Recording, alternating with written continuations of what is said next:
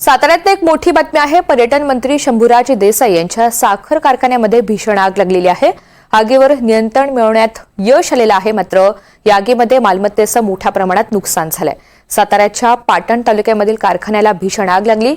आग नेमकी कोणत्या कारणाने लागलेली आहे हे अद्याप स्पष्ट होऊ शकलेलं नाहीये।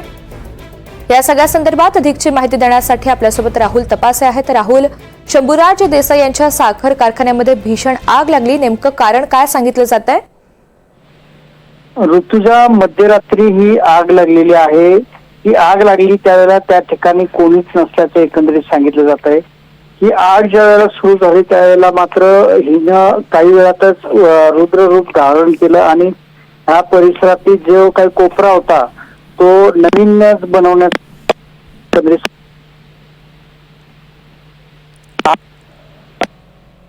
वाढत गेली। त्यावेळेला जवळपास 4 अग्निशमन दलाच्या गाड्या त्या ठिकाणी आलेल्या होत्या ही आग विझवण्यासाठी।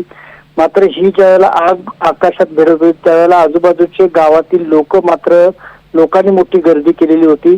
ही आग नेमकी कशामुळे लावली की लागली हे मात्र अद्यापपर्यंत समजू शकलेलं नाही। मात्र पोलीस याबाबतची सखोल माहिती घेताना पाहायला मिळत आहे। ऋतुजा, अगदी धन्यवाद सविस्तर माहितीसाठी।